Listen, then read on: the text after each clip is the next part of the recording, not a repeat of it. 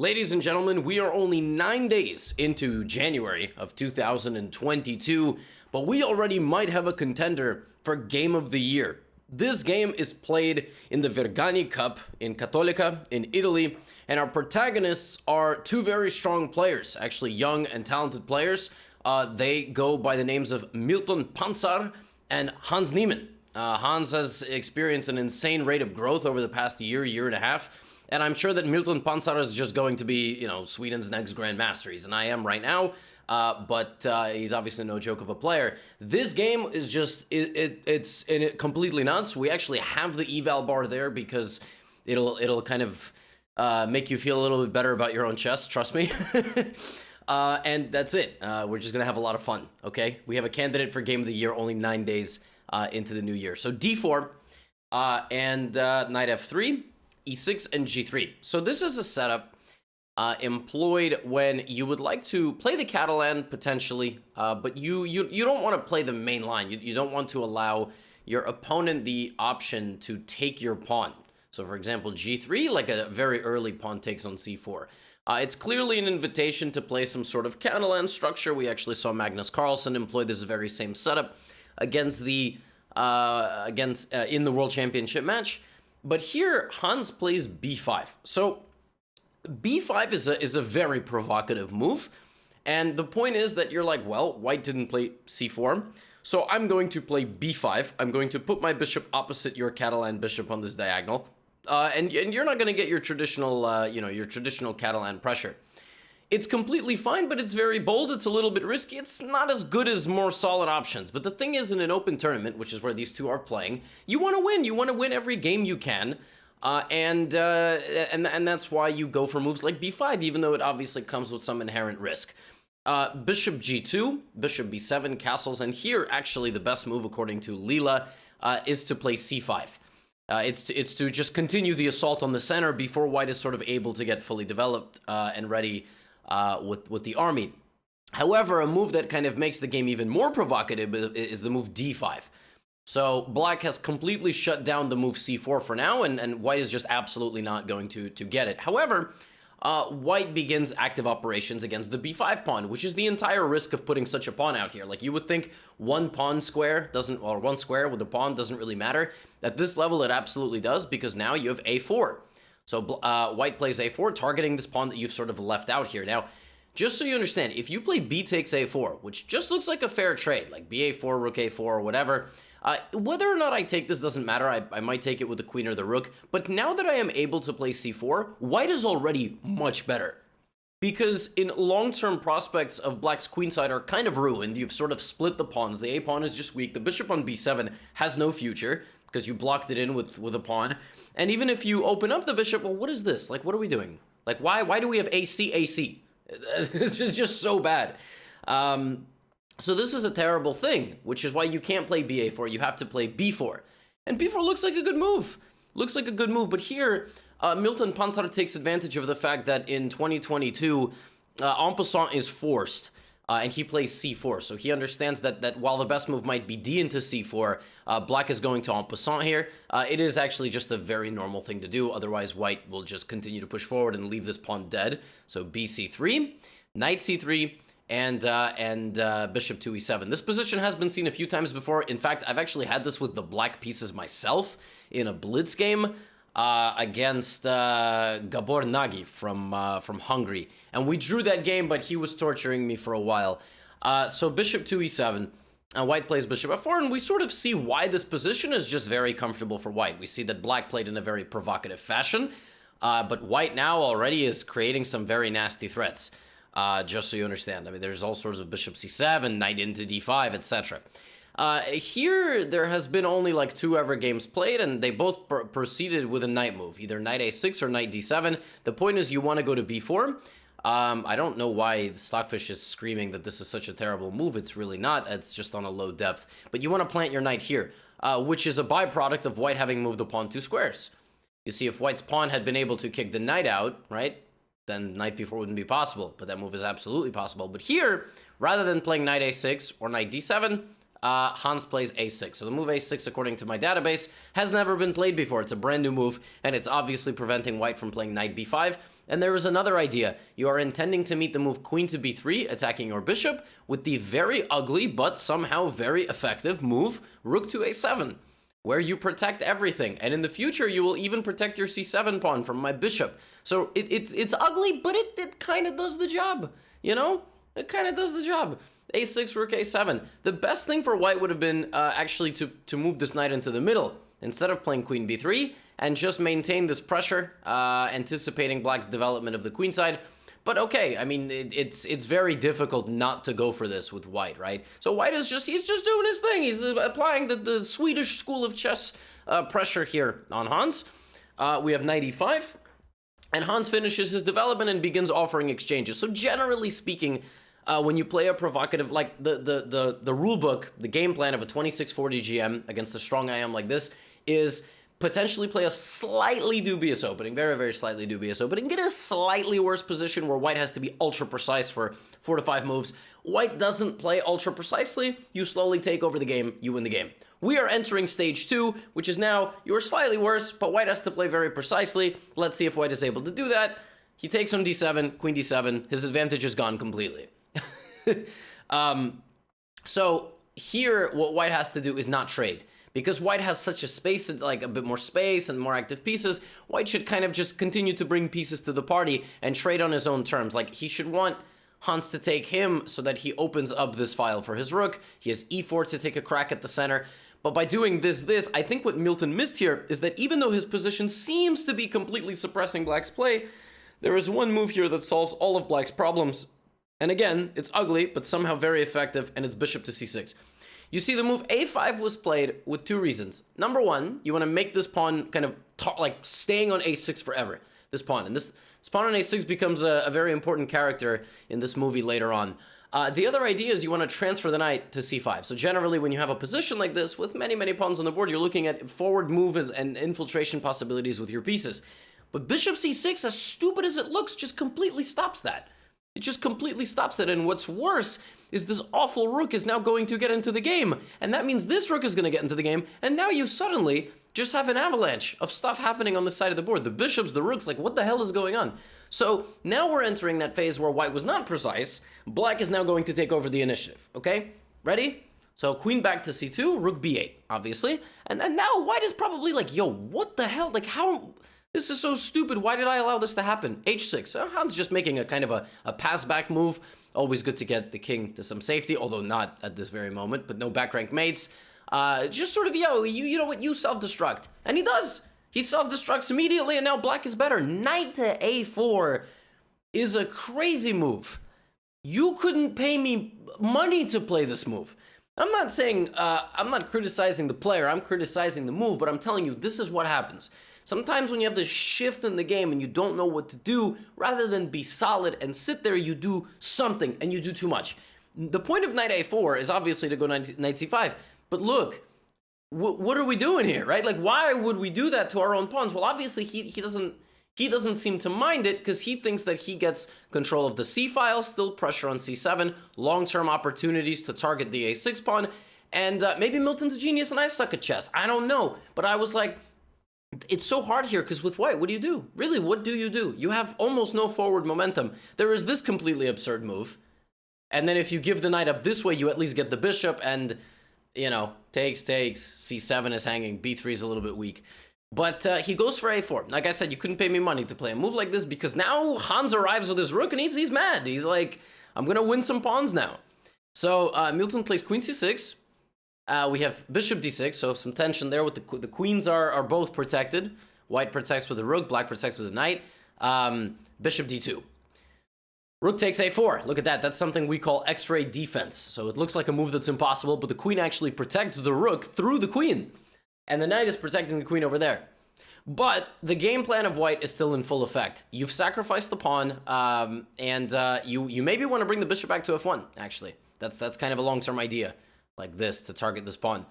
So Hans plays rook a2, harassing, but that kind of plays into white's hands, because that's exactly what white wants, right? So rook fd1, Milton is making his case for being just an absolute genius. Here comes rook c2, offering some more exchanges, and again, the long-term plan is that this rook is just a complete idiot. It can't move at all.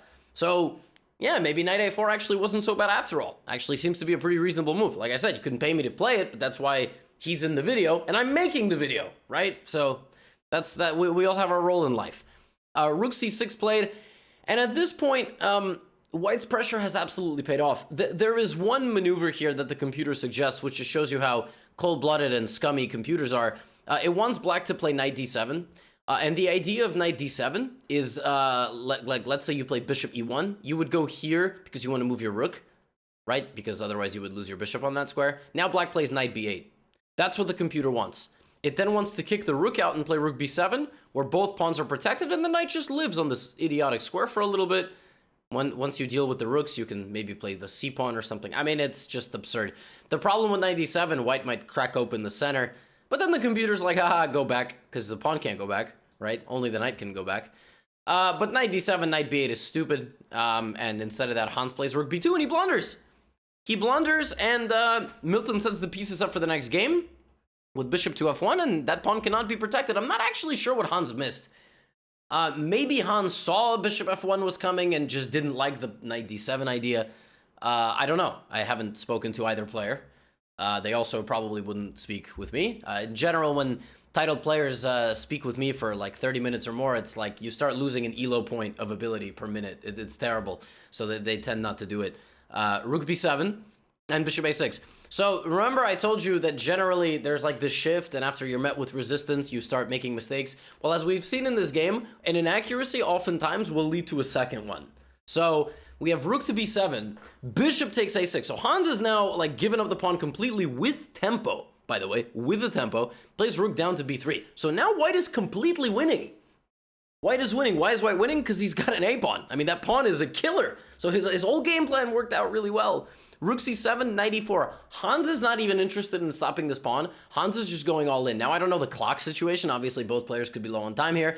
But we are about to witness just an absolutely wild game. If you had the attention span to survive a 12-minute video of however long this video is going to be, thank you very much. By the way, aren't those people so absurd who don't even make it this far? Like, we can talk trash about them because they're not even here. We can talk behind their back. What are they even doing? Like, why wouldn't they just watch the entire thing through? I don't know, whatever. I'm going to get myself worked up. Bishop to e1. Rook to b1. Hans is looking to break through on the back rank. And Milton just brings the bishop back. The pawn's going to go. Pawn's got a green light. a6, a7, a8. Literally, nobody can stop it. Who is going to stop it? She's got a green light. All Milton has to do is not get mated. That's it. Easier said than done, right? Well, rook takes d1. Bishop takes d1. Rook b1. Hans has not done anything to indicate that he would like to stop this pawn, by the way. He just wants the bishops. He's a bishops kind of guy. So Milton plays a6. Sometimes when you have a very advanced pawn, you actually can sacrifice some pieces because you're going to make a queen. You're going to make a queen. So we have a6, and obviously the idea is if rook takes, that's it. I mean, the pawn just queens. So it doesn't, you can't stop it. There's nothing you can do. Take the next bishop, you can't stop it. I'm going to make a queen. So he plays bishop c5. The point of bishop c5 is that if you just offhand take like this, I am going to take here, threatening to take the bishop with check, and then go back and stop you. So for example, something like this, which will lead to me sacrificing my rook, and this is probably unwinnable with white. However, you can still take this bishop. All you have to do is play king to f1. Just don't let me take the bishop. White is completely winning. It's +6. You just play a7, you move the bishop out at some point, the black knight will never stop you, you win. I mean, you just win. I mean, I don't know how else, I can't make this any clearer. You just win the game. You have C and A so close to promoting, the knight can't stop you. The game is over. But that doesn't happen. And this is only the beginning of the wonderful things that occur in this game. Milton plays rook c8. The point of rook c8 is you want to move the king away. So you don't want the king to come closer, and you want the promotion square to always be covered. Now he plays rook c5. Point of rook c5 is that if knight takes, then fork. Oops, then fork. It's a very nice idea. So rook takes, and now rook goes behind pawn. That's it. Rook goes behind the pawn. We have check here, and Hans has an option. He can play rook c1, rook c8, which would result in the following endgame, where probably white does have very significant winning chances because it's 5-on-5. The less pawns white has here, the more pawns that black has, it's probably closer to a drop. It's 5-on-5. Rook is going to beat the knight any day. All right? Rook is going to beat the knight any day. So Hans doesn't do that. Wait. Levy, am I hearing you correctly? He didn't sack the rook for the knight? No. Sorry, the rook for the pawn? No. Well, doesn't that mean he just gave up a queen? That's exactly what it means. Yes. Yes. Yes, he straight up allowed a full queen promotion. Now, obviously, if you're still here, you're going, okay, you wouldn't have selected this if Milton just calmly checkmated him in the next 6 to 7 moves. That means Hans probably saved the game. Well, you're pretty smart, yes, but how the hell did he save the game? How the hell did he, maybe he lost the game, maybe he saved it and then there were more blunders. That's why we're here. That's why we're here, because we're far from done. Okay, rook to d1. So I'm going to show you what actually happens in the game. Then I'm going to show you the engine analysis I did of the game. So Hans sacks for the queen, kind of sacrifices, allows a promotion because he realizes that white is stuck in a box. So white is going to have to chuck some pawns. If white tries to hang on to all the pawns, it's a draw. It's a draw because knight g5, king g4, and rook f2. You see, if you play f5, the king runs out to the middle. That's bad. But you have rook f2, which cuts the king in a box. And there's only one move here that doesn't lose for white. Doesn't lose. And it's the move rook to a2. Because you need to protect h2. If you play something like h4, it's mate in 2.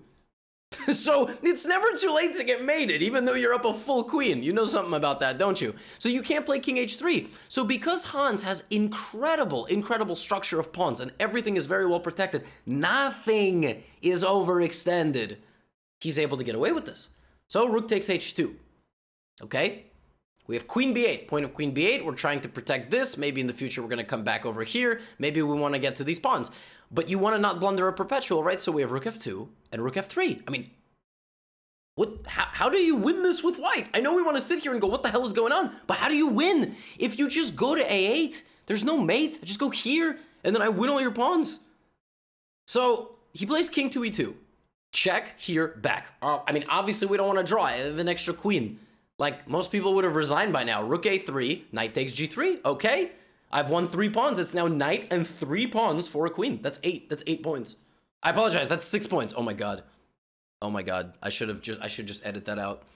I should just edit it out, but it's okay. I make chess videos. I don't have to be good at math. It's 6 points. Queen's 9 points. 6, 9. It's a nice imbalance, but it's you still can't do anything. How are you going to get to the guy? Queen b5. Like, he has no moves. So queen b5 is trying to come back, and now Hans is like, wait a minute, why don't I just make a queen of my own? Like, to hell with this game. I'm going to win this game. All right, Hans, relax. You're dead lost. Or are you? I don't know. I have no idea what's going on. Milton goes queen d3, king h6, rook back to a2, knight f5. I mean, what the heck is going on? Rook e2 to defend h4. Everything in black's position works perfectly together. Even the advanced king, queen d2, setting up a discovered attack. Well, here comes the g-pawn. He's got 2 passed pawns. He's got 2 passed pawns. How does this game make any sense? King d1, h3, rook f2, rook, no trade. Now, at this point, Milton's probably frustrated, and he probably has to bail out with the draw. If I'm being completely honest, he probably has to, like, go around and start giving a perpetual check. He decides to wait on that a little bit and sacks the rook for the knight. He sacks it because if you take, there's queen f2, and that's actually a fork, and then you're going to take and get in. So what does Hans do? He gives a check first, king e2, ef5, and now Hans is just, I mean, right, like, he's just the constant threat of this pawn promoting is going to give him at least the draw. But now Milton loses the game on the spot. He plays king to f3, and the game is over. The game is over, and Hans Niemann doesn't find it. Hans Niemann does not find it. The winning move here for black is the shocking f4, which threatens rook g3, rook g2 back, and winning the queen. If you run away with the queen to b4 to try to go over here, I just stop you, and then I just promote. You can't stop me. You cannot stop me. You have no perpetual check. That's it. So f4, pawn f4, g4. And the king comes back, and now rook g2, and I take your queen. f4 wins. Hans doesn't see it. He plays king h5. Now, queen f2 here is still drawing the game because you attack the rook, and then your king can kind of slide out of the way. Your queen can harass everybody, but instead he plays this move. Now we have check, king up to f4. We have rook g2, queen h1, and this. And black is slowly coming forward. And the conclusion of this game, yes, if it's not clear yet, one guy is going to win this game, and it's not the guy who you think it was. G3, king to E5, and watch as Hans evades the hunt of the queen from the other side, running his king down to the corner and covering himself with those G and H pawns, and white resigns because there's no stopping the promotion. Absolutely insane. Now, he also probably could he have promoted here? No, yes, no? Yeah, he could have, because queen H3 check, there's queen H2, and that's a counter check. But he decides to end the game in style by covering his king up in the corner of the board, and he wins! What? How did he do that? How did he do that? Well, I have news for you. I have news for you. That was barely winning for white. That was, I mean, when the queen was actually on the board, it was barely winning. Milton had an opportunity, obviously, to play this king F1 variation way back here with, where was it? Bishop C5. He could have just played this. This is probably the absolute simplest way to win this game. But king G2. So I analyzed this with Stockfish and with Leela, and the only winning move and winning idea that they showed was right here. Right here. And this idea is prevalent throughout this endgame. I mean, maybe you can analyze it deeper than I did. One idea, and only one idea at one moment, wins this game. And it's not the move queen b8 protecting the g-pawn to try to also set up rook a8 and back rank stuff. It's the move g4. The move g4 wins the game for white in most variations, and in particular in this one. It's winning here because this pawn is now very difficult to capture, so you're not going to be able to take it, and since you're not going to be able to take it, you're going to struggle to do anything in the position, frankly. So one completely insane variation that I will kind of leave you here with after g4 goes rook f2 check. White will move the king to e1, and it's very difficult for black to make a move, but let's just say black doesn't want to do anything. So here, white will play, after king g6, white will play rook a6 to set up some pressure on this pawn. If black plays rook g2 to try to go here, we have this. Look at this. Setting up rook e6, right? We have rook e6 here. And if black plays knight to g5, there is the absolutely amazing move while everything looks protected and looks like a defensive fortress, e4. And while black is stuck kind of hunting this pawn, if you take, there is this, so your whole defensive setup falls apart here. But if you take like this, the final dagger walks through, and it's maybe not even this. I might just make a third, I might make a third queen for the game. A second queen on the board, but a third queen for the game. And it's just amazing. That one move, g4, basically puts an end to any hope of a black fortress here on this side of the board. It also prevents long-term kind of thrusting of the pawns forward, and while black is in an awkward fashion trying to hunt this pawn down, white will go for the pawns of their own. In this game, Milton simply played a little bit too passively when he saw how strong black's threats were on the pawns, and because of that, he was never able to get his own initiative going. But folks, what a damn game, huh? What a game. Thanks for hanging around. Both of these players had moments of absolute genius, wizardry, chaos in this game, and I think we have our early candidate for the craziest game of the year thus far. But yeah, I will see you in the next video. Get out of here.